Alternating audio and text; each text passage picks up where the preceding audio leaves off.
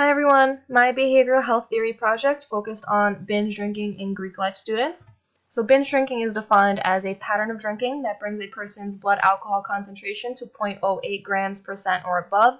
It's defined as 5 or more drinks in 2 hours for a male and 4 or more drinks in 2 hours for a female. It's most common in young adults aged 18 to 34.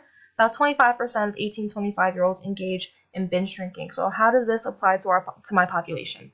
So Greek-affiliated students drink more than their non-affiliated peers. They perceive alcohol consumption as more normal. About half of residential fraternity members had symptoms of an alcohol use disorder by age 35, and males who lived at least one semester in a fraternity house had significantly higher rates of binge drinking. Also, women who lived in sorority houses had higher odds of having 2 or more alcohol use disorder symptoms than their peers who did not live in these sorority houses. These are some of the headlines and news reports that I came across while doing some of my research. So it is a nationwide problem. It's a serious problem across colleges and universities and in fraternities and sororities. All of these headlines occurred within the last 5 years. So the risk factors, according to SAMHSA, they're associated with a higher likelihood of negative outcomes. I've bolded the ones that I'm really going to focus on regarding the literature. So on the pure individual level, the impulsivity, the violence, the sensation seeking, low efficacy, favorable attitudes, and positive peer norms, and that low perception of risk. On the school level, its involvement in Greek life and living at a residential Greek life home were found to be risk factors. On the family level, parental alcohol use, little to no rules set, and not living at home were all risk factors.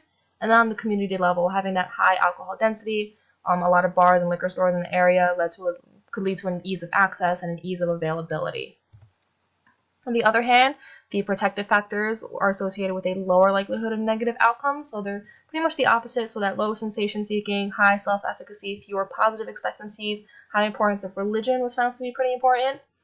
School, pro-social school activities, being involved in organizations and volunteer work, family living at home, having those alcohol-specific rules from a very young age, and communities having low access and availability and that low alcohol density. So the first theory I'm going to talk about is the theory of planned behavior. I chose to talk about the theory of planned behavior versus the theory of reasoned action because the literature pointed towards this construct down here. The perceived behavior control was an important component that made this theory better to use than the theory of reasoned action in regards to binge drinking behavior. So for attitudes towards the behavior, positive attitudes towards drinking correlated with drinking behavior among college students. So the good ratings for expected outcomes, such as being social, being involved, and the perception of being cool, had an intention towards the drinking behavior. And then subjective norms, important others played an influential role in decision-making processes. Peers are a major means of support for young adults. Their peer reference groups had a tremendous impact even over their families or their cultures. And it was found to be the best predictor of binge drinking behavior. But then that perceived behavioral control directly impacted drinking behaviors. There was a low sense of control over refraining from drinking. It did not predict actual intent, but it did predict actual drinking behavior 30 days later. So the interventions found that adolescents were heavily influenced by peer pressure, again, those subjective norms. The perception of peer behavior was more important than the beliefs of parents. Some of the suggestions they made for interventions were prevention programs to provide students with knowledge, reduce availability of alcohol, parent programs, alternative activities for youth. What I found for the interventions for the theory of planned behavior was that the literature was really broad in describing interventions. It didn't really hone in or focus on any one that worked or didn't. And the article was also pretty dated. I believe this data came from 1997. Moving into the perceived threat and the fear appeal theory, so the health belief model, I'll talk about the protection motivation theory, and the extended parallel process model. So for the health belief model, I found that first year college students, a first year at college was a risk factor. So they were establishing new identities away from the home, a new environment, sensation seeking, low impulse control. This is where religion was a protective factor. For the protection motivation theory, low prices of alcohol, easy access and availability, and little volunteer opportunities were risk factors. The rewards of a maladaptive response, so that increase in social life and peer involvement kind of fitting in. And then also going to count the costs of adaptive responses, so better grades, more money saved, and less of a chance of alcohol poisoning. The extended parallel process model, perceived efficacy and perceived threat were correlated with drinking behavior. The higher the perceived efficacy, the higher the danger control response, so the more likely an individual is in seeing the message and then engaging in the health protective behavior, so reducing their drinking. there was a significant difference in drinking behavior and attendance at alcohol-free events between those who had heard and not heard the message. The intervention broke students down into 3 categories. So low perceived efficacy, low perceived threat led to no response. High perceived efficacy and high perceived threat, which is really what we look for with this theory, led to a danger or control response. And then category 3, low perceived efficacy and high perceived threat. So individuals here were more likely to engage in that fear control response, that defensive avoidance. They're going to avoid the message, not listen to the message, but continue to engage in binge drinking. So different interventions were needed to target each group because of their individual differences. Perceived efficacy, both self and response, were a critical construct, and overall the extended parallel process model was the most effective of these theories in evaluating a message. The stages of change model. The 5 stages we discussed were pre-contemplation, so there's no awareness or engagement or plans to change. Contemplation, that's when somebody starts engaging in those cognitive processes, so the weighing of the pros and cons. Preparation, there are steps taken. Action, proven action, so for a reduction of binge drinking would be reducing alcohol consumption in general, maybe complete abstinence from alcohol use. And then maintenance, sustaining that behavior for greater than 6 months. The literature for this, so the application stated that benefits were more important than costs in the early stages. So again, that's that decisional balance. Social life, peer involvement, more risk factors in the beginning stages. There was increased temptation to engage in binge drinking early on because of that involvement in peers and peer pressure. Another article saw that if alcohol use causes feelings of depression or anxiety, an individual might be more likely to want to change. It helped to progress them into the action and maintenance stages just because they wanted to avert those uncomfortable feelings. So ultimately, negative effect had a positive effect on change readiness. The interventions found that students would serve as peer educators to increase knowledge and awareness, consciousness raising and parent-student orientations, prohibition of alcohol ads in university publications, having student birthdays on school IDs in addition to being carded with a license, management strategies, so a 3 strikes or out policy with a separate judicial system. There were also web-based interventions to stage match the interventions, so they measured self-efficacy, attitudes, social norms, alcohol consumption, and stages of change to determine individualized feedback, and it helped the progression by increasing that self-efficacy and skill building into the next stage.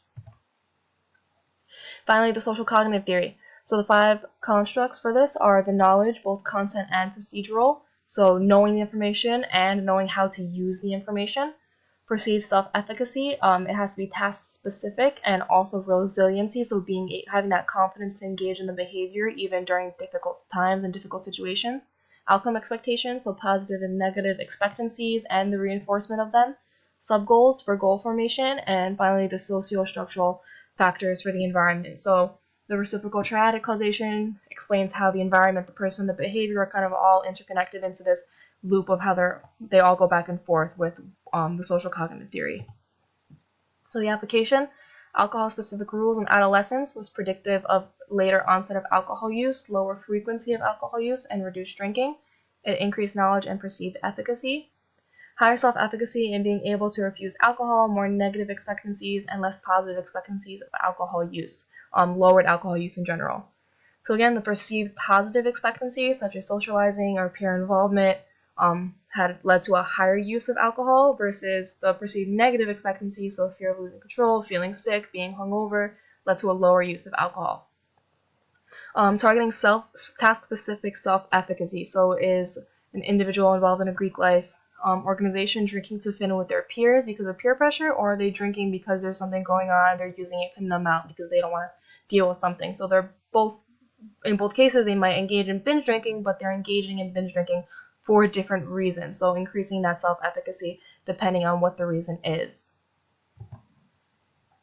The interventions found that increasing student knowledge about drinking was the most common individual level strategy, and enforcing age laws was the most common environmental level strategy. Individual level strategies alone were not effective because this article found that without the environmental support, if something happened to an individual, there was a lot of shaming and victim blaming going on at the individual level. So it was seen as more of a moral failing and less of the influences of the environment as well.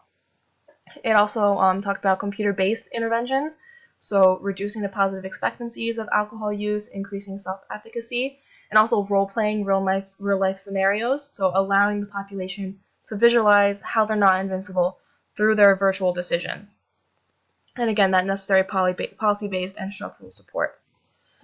So the ecological approach would target multiple levels of influence, changes to physical, legal, and economic and social environments. How does this apply to binge drinking in Greek life? Raising awareness and providing education, building refusal skills and self-efficacy and resisting pressure and reducing binge drinking, building those resiliency skills, reducing positive expectancies, creating subsets of goals, so skipping a party and choosing alternative activity could be considered a goal, and then building policies and structures. So ultimately, which theory works best? I decided on the social cognitive theory because it incorporates constructs on both the personal and the environmental levels, and it had a much more holistic approach than the rest of the theories. It provides a foundation with knowledge and skill building by increasing confidence, raising self-efficacy, and reaching those sub-goals, while also providing the environmental structural support that's needed. So it would change behavior from the inside out to maintain that long-term change for the general public So applying environmental strategies without individual knowledge is not effective, just like applying individual strategies without the policy and structural support is not sustainable. So they both have to work together. So some ideas, there's a lot of moving parts when applying the social cognitive theory in binge drinking among Greek life students. It's not simply one message and then we evaluate what happens. There's a lot going on. So for knowledge, peer workshops could be provided about safe and responsible drinking, completing online trainings before entering as a freshman or before registering for classes if someone's involved in Greek life. Perceived self-efficacy, so again, those online modules to practice refusal skills, say a certain percentage of the organization has to complete these online modules, and that would also help with that vicarious learning, increasing self-efficacy. Help increase resilient self-efficacy, so workshops for coping skills, depending on why a person might be engaging in binge drinking. Again, is it peer pressure or is it because they want to numb out about something? And then also allowing them to visualize those positive and negative expectancies. For outcome expectations, focusing on the pros of not engaging in binge drinking, so maybe feeling less sick, having more energy, less weight gain, they would save money, better grades, confidence building, so not using alcohol as a kind of crutch to engage in social situations, but having those personable skills to do it anyway, and altering perceptions of what is normal, so maybe a campaign to show that not as many Greek life students binge drink as they thought, and just proving that negative stigma that follows Greek life and alcohol use. On the environmental levels, the goal formation, so the reinforcements for each sub-goals, better grades, less hangover, less stigma, maybe chapter-wide prizes to increase levels of motivation, so prizes if a certain percentage of the organization refrain from drinking or if a certain percentage of them engage in alcohol-free events. Being TIPS certified, so that's a type of server beverage training, so it allows people who serve alcohol or sell alcohol to see warning signs in people who might have been drinking too much, or how to engage with people who are becoming belligerent, see those warning signs. So having a certain percentage of an organization be TIP certified, so again, that reinforcement behavior. And again, the socio-structural factors are really important. So the social acceptance shapes individual behavior, and the easy access in the environment can shape decision, and that in turn leads back to that reciprocal triadic causation for a lot of reasons. So some structures in place could be 100% proofing across the campus to reduce the access and availability, limit alcohol merchandising, and then policy-based consequences, so providing counseling and education versus punitive consequences, and also having policies for parties and excessive noise in place. So briefly, to talk about the strategic prevention framework, so the need, what is the need in this population, capacity, what is there to prevent, who's going to be involved, how will it be implemented, that cultural competency. So Greek life is a very specific population that's known to engage in binge drinking both on the fact and the perception level. So what do we need to do to target them from the individual level to the peer level to the school level to the environmental level to make sure that we're reducing these rates for a healthy and safe population. So there's a lot of moving parts that go into this theory and that goes into reducing binge drinking in Greek life. But thank you for watching.